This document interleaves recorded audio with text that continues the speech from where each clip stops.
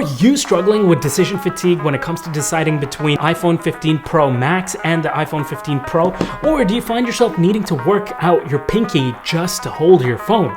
Or are you just looking for a bigger screen with a more manageable body for your tiny little hands? Well, you've come to the right place because I got tiny hands and I got a lot to say about the different sizes of the iPhone.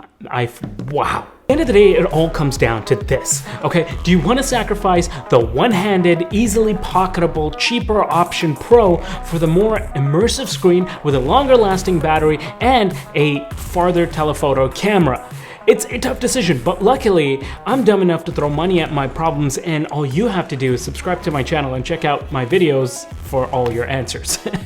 Okay, so let's get into this. The first thing is the feature differences. It's good to know that there isn't a huge difference between the Pro and the Pro Max. However, unlike last year where there weren't any differences between the two other than the size and battery, this year we actually have a camera related difference, which I know people aren't happy about, but hey, what are you gonna do? But look, I have a question you need to consider. How much of that actually means anything to you guys? That's what you gotta work out. The smaller size Pro comes with a 3x telephoto camera, whereas the Pro Max comes with the new 5x telephoto camera. The 5x can actually get you a more zoomed in telephoto look, which is great for things like portraits and getting that compression in the lens. It's actually honestly very nice to have. Initially I thought it might have been gimmicky, but after seeing what I could do with this lens paired with the action mode and everything and the kind of shots that I could get for video and photo, it's very, very alluring. Other than that, everything else is the same. You have the same chipset and everything, so speed and all of that and the internals is not really gonna make a big difference. Okay, next let's talk about screen size.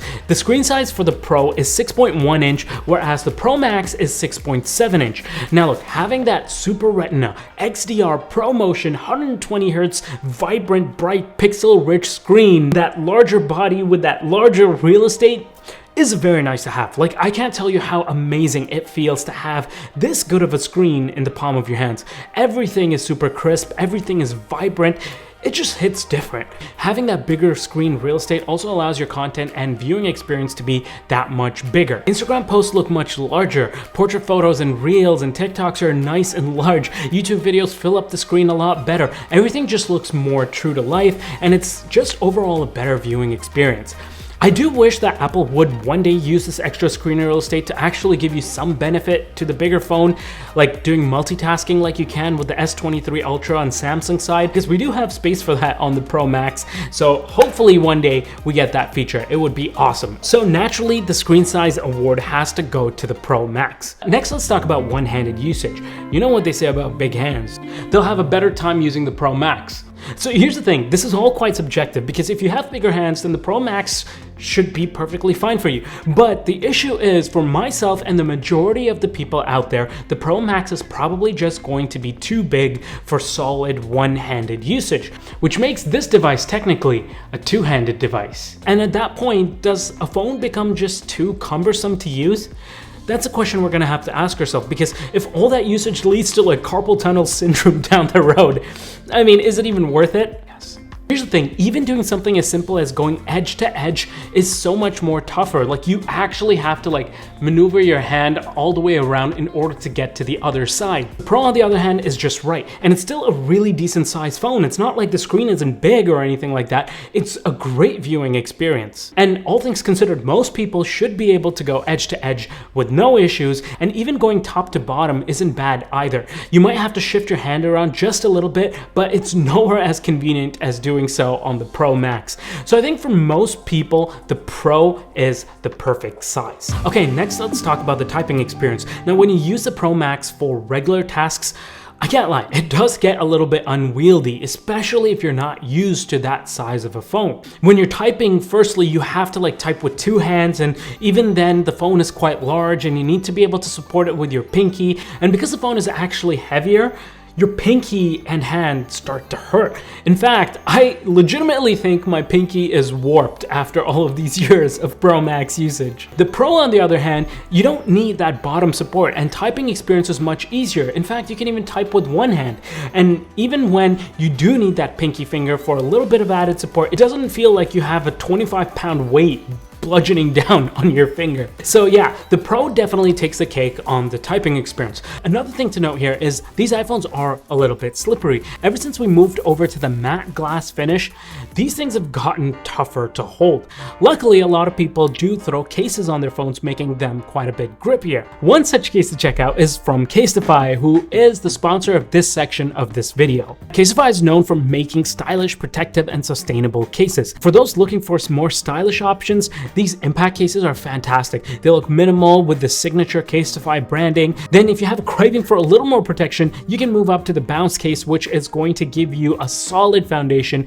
Then if you're still fiending for more protection, then Casetify just launched their Ultra Bounce cases this year, and these are basically elite. I also like the fact that all of these cases can be customized to your liking. Casetify has a huge list of prints that you can use on your phone, or you can even go ahead and design one of your own on their website. But look, I had a call with Casetify, and these guys were really boasting about their brand new Ultra Bounce case and telling me all these things like 32.8 feet drop protection. Apparently it's got 10x military grade standard, integrated camera lens cover. I don't buy it. I don't buy it. All right, guys, y'all ready for this? We're gonna take a walk. Never actually done a drop test, so I'm actually really terrified of this because these phones cost a lot, and there's like all these rumors about how the phone is very brittle. We're gonna chuck it from all the way up there. So let's go ahead and chuck this thing. Okay, my heart's actually beating like really fast. Bismillah.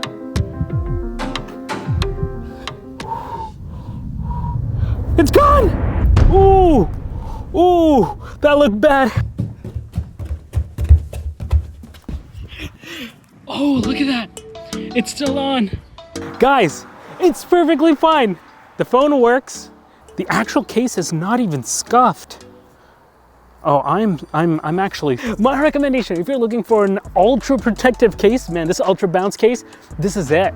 Now, if you're interested in picking any of this up, check out the link in the description down below for 15% off your order today. Okay, next let's talk about the weight and feel. This year, Apple has actually made their Pro lineup of phones lighter. Both phones are about 8 to 9% lighter than last year. Now, on paper, you might be like, Tausif, that seems like nothing. That's super insignificant. But I gotta tell you, I was actually shocked at how big and noticeable of a difference this actually was for me. Now, I'm not sure if this is all because of just the weight reduction, or maybe Apple has also done some tinkering on the inside to make the phone feel more balanced. At least that's my hypothesis, because 9% difference should not be this noticeable. But yeah, the phone feels quite a bit noticeably easier to use, to carry, to hold. It doesn't feel as taxing on my wrist and my fingers. On top of that, the phone is also less boxy and sharp this year. Last year with the iPhone 14 Pro Max, if I held it in my palm, it almost dug into my hand and you could feel all the sharp edges, and sometimes it'd feel like a brick is like poking into your hand. However, this year with the curved edges and tapered glass, as incremental as it may seem, it goes a long way in terms of the look and feel of the actual phone. Which is why if you ever wanted to try the Pro Max, there's never been a better year. Next, let's talk about pocketability. Believe it or not, this is actually an important metric. Different clothing has different types of pockets. Some are tight, some are loose, some are shallow, some are deep. So based on what type of clothing you usually wear, this could be an important factor for you. If you're a back pocketer or your pockets are tight, the Max can actually be a little big. If you're a front pocketer, the Pro Max might, if you wear like tight enough jeans, it might restrict your movement a little bit. So that's something to keep in mind. And on the other end, if your pockets are too loose, then if you have like a smaller phone, I've had it sometimes where the phone literally just turns and it's sitting like horizontal randomly, and it gets pretty annoying.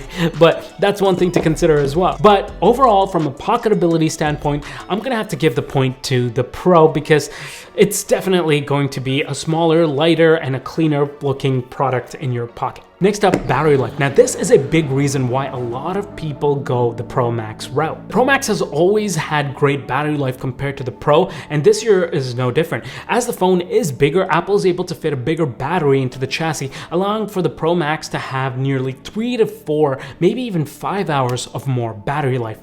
This makes this phone really tempting, especially if you're a heavy user or you find yourself out and about or traveling often. It gives you that extra peace of mind knowing that you have more than an all-day battery life and you can squeeze out those few extra hours if you have a long day, which is a huge plus for the Pro Max in my opinion. But on the other side, if you're not somebody who travels as much and you usually just go to the office and come back home, then I also gotta say, fast charging has come a long way and is much better now. You can get up to 50% of your battery life back in just 30 minutes. So if you're somebody who usually has access to chargers around or don't mind carrying a MagSafe battery bank or a portable charger, then this doesn't maybe matter to you as much. Now, last but not least, let's talk about price. This is a big factor this year because last year the Pro and Pro Max were just a difference of about $100. So it almost made it a no-brainer. If you lean towards the Pro Max, it'd be like, okay, I'll just spend that extra $100 and I'll get the bigger screen size and battery and whatnot. But this year, things are a little bit different. Although the price difference between the two hasn't actually changed technically, Apple has done away with the 128GB model on the Pro Max, which means that the entry-level Pro Max is now $1199 for the 256GB model versus the entry-level 128GB model on the 15 Pro, which comes in at $999, making the difference automatically to $200 between the two. I actually know of friends personally this year who went with the Pro simply because of this reason. They didn't want to spend that extra $200 and they didn't need more than 128GB. So I know for a fact that this will be a deterring factor for many. Okay, so let's bring it all in and make a conclusion here. So at the end of the day, it comes down to what you personally prioritize. If you want the best battery life, the most screen real estate for filming content, for consuming content, for productivity and usage, then the Pro Max is your best bet. But if the extra size and weight is going to annoy you over time, both while storing the phone in your pocket and while actually using it, then going with a more compact, manageable iPhone Pro is the better bet. Not to mention you also save $200, which can go towards a case or a pair of AirPods. But look, I'm not gonna cop out, I'm gonna give you guys an answer. Me personally, look, it comes down to this. This year, I personally feel that there's enough reason for someone to actually consider moving up to the Pro Max if they've always been curious about it, at least somewhat. And if you're watching this video, you're somewhat curious. Having that weight reduction and a more balanced phone means that it's going to be a much better user experience overall. Couple that with the 5x zoom, which looks fantastic for photos, and if you're taking video with like the action mode and everything that I mentioned, it looks really great. And you add that better battery life and that larger screen, I think the extra $100 or $200 is worth the money, personally. Therefore, I personally believe if you've always been curious, this year is probably the best time to try something new. Now, all that being said, if you want your iPhone to feel like new again, then make sure you guys check out this video on iOS 17 and everything you've been missing. Or if you're curious on what color of iPhone 15 Pro Max to get, check out this detailed video I made on the color comparison. And I'll see you guys there. Peace.